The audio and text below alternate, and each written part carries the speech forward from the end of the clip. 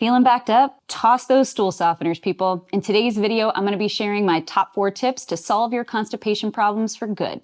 As a pelvic floor physical therapist, I am regularly addressing constipation challenges with my patients. And this is something that affects 1 in 4 adults on a regular basis. And the vast majority of individuals are using over-the-counter stool softeners to try and address this issue. Try being the key word, because stool softeners are a band-aid. We want to be able to improve our body's own ability to pass food through our digestive system, our intestines, and eventually out through our pelvic floor well on a regular basis. Constipation is defined as having less than 3 bowel movements per week, but I want your pelvic health to be thriving, which is why I recommend for you and my patients that they aim for 1 quality bowel movement most days of the week.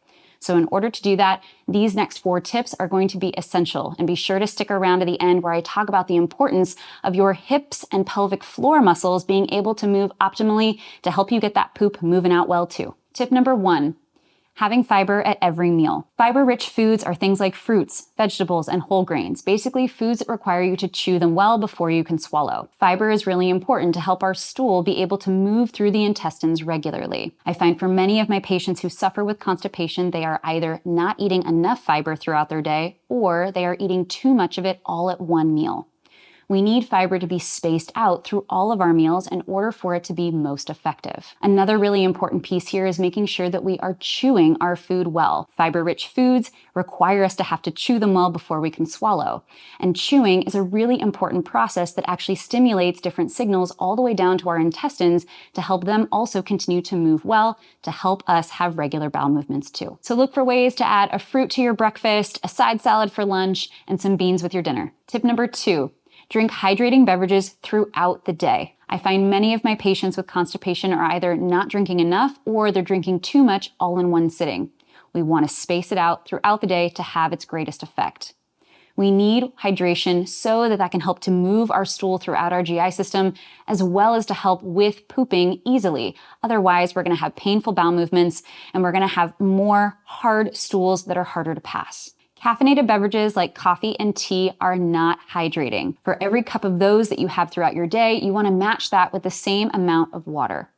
I find many of my patients are often drinking a lot of caffeinated beverage throughout the day, thinking that that is hydrating, but it's actually doing the opposite. If you find it difficult to sip on water consistently throughout the day, I recommend adding a little bit of electrolyte powder to your water to help give it some flavor to encourage you to sip on. Be sure that if you're using something like this, that it's low in sugar and artificial sweeteners, as well as making sure that it does not have additional caffeine. And don't worry about the exact number of ounces you're getting per day.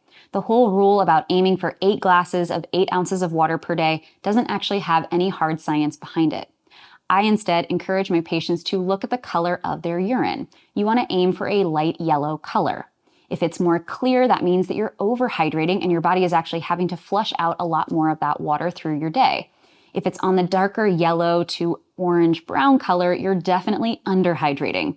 So aim for that light yellow color. And finally, the consistency of your stool tells you a lot about your digestive health. Did you know that there's a poop chart?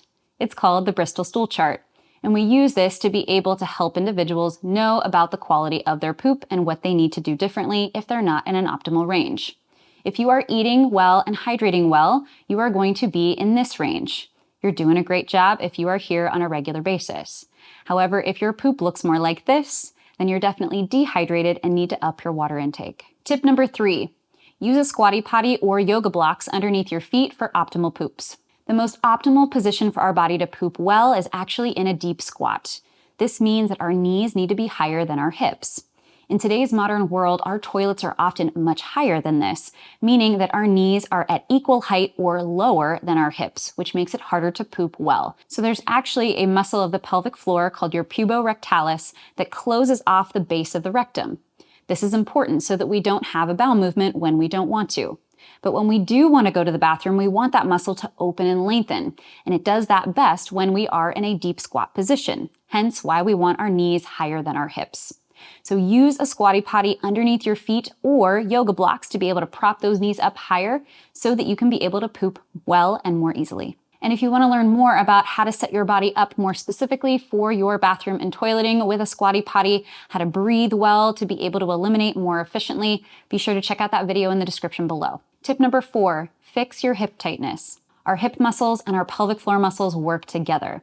And many people are spending long periods of their day-to-day in a seated position, which contributes to a lot more hip tightness, which means that we're going to have more pelvic floor tightness, which then means that it's a lot harder to poop well, because that pelvic floor can't fully relax when we want to have a bowel movement.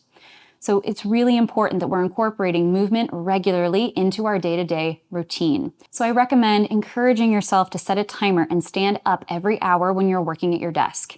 If you have a little bit more time, feel free to walk back and forth across your room, and even take yourself outside for a 5 to 10 minute break on your lunch break.